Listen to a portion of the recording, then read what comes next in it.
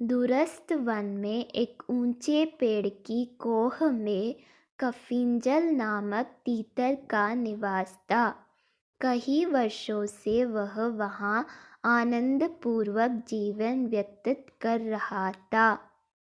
एक दिन भोजन की खोज में वह अपना कोह छोड़ निकला और एक हरे भरे खेत में पहुंच गया। वहाँ हरी भरी कोंपलें देख उसका मन ललचा गया और उसने कुछ दिन उसी खेत में रहने का निर्णय किया। कोंपलों से रोज अपना पेट भरने के पश्चात वह वहीं सोने लगा।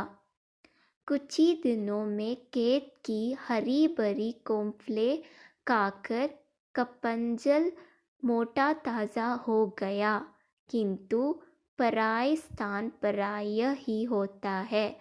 उसे अपने कोह की याद सताने लगी। वापसी का मन बना वह अपने कोह की ओर चल पड़ा। कोह पहुंचकर उसने वहां एक खरगोश को वास करते हुए पाया। कफिंजल की अनुपस्थिति में एक दिन शीघ्रको नामक खरगोश उस पेड़ पर आया और काली कोह देख वहीं मज़े से रहने लगा। अपनी कोह में शीघ्रको का कब्जा देख कपंजल क्रोधित हो गया। उसे भगाते हुए वह बोला, चोर, तुम मेरे कोह में क्या कर रहे हो? मैं कुछ दिन बाहर क्या गया, तुमने इसे अपना निवास बना लिया। अब मैं वापस आ गया हूँ, चलो भागो यहाँ से। किंतु शीघ्र को टस से मस नहीं हुआ और अकड़कर बोला, तुम्हारा कोह कौन सा? अब यह मैं रहता हूँ, यह मेरा निवास है। इसे छोड़कर जाने के उपरांत तुम इस पर से अपना अधिकार खो चुके हो, इसलिए तुम यहाँ से भागो। कपिंजल ने कुछ देर विचार किया। उसे शीघ्रको से विवाद बढ़ाने में कोई औचित्य दिखाई नहीं पड़ा। वह बोला, हमें इस विवाद के निराकरण के लिए किसी मध्यस्थ के पास चलना चाहिए, अन्यथा यह बिना परिणाम के बढ़ता ही चला जाएगा। मध्यस्थ हम दोनों का पक्ष सुनने की पश्चात जो भी निर्णय देता, हम उसे स्वीकार कर लेंगे। शीघ्रको को भी कपंजल की बात उचित प्रतीत हुई और दोनों मध्यस्थ की खोज में निकल पड़े।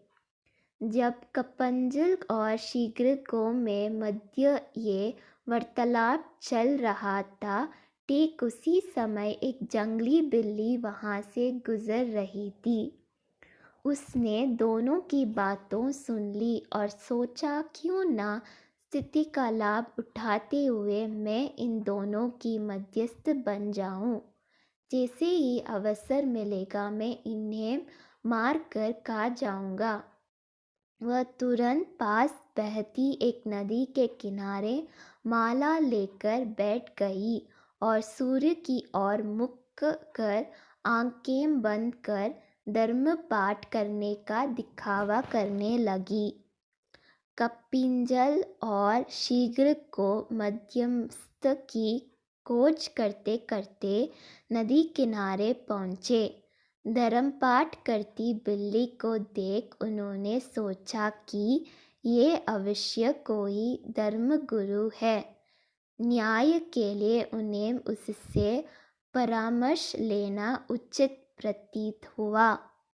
वे कुछ दूरी पर खड़े हो गए और बिल्ली को अपनी समस्या बताकर अनुनय करने लगे।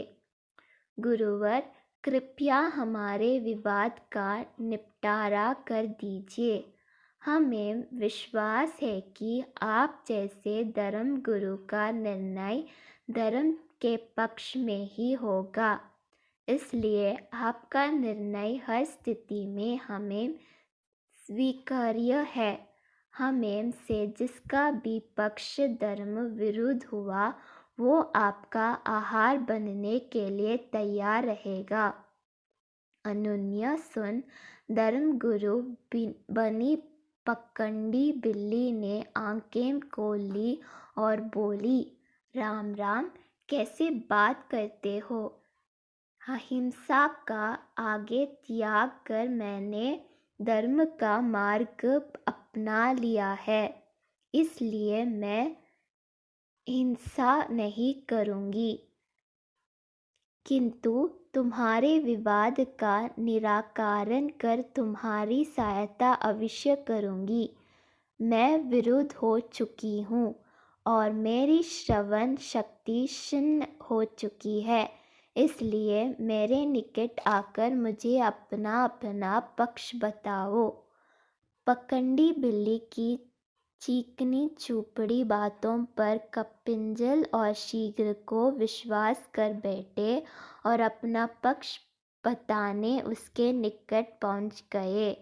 निकट पहुंचते ही पकंडी बिल्ली ने शीघ्र को पंजे में दबोच लिया और कपिंजल को अपने मुंह में दबा लिया।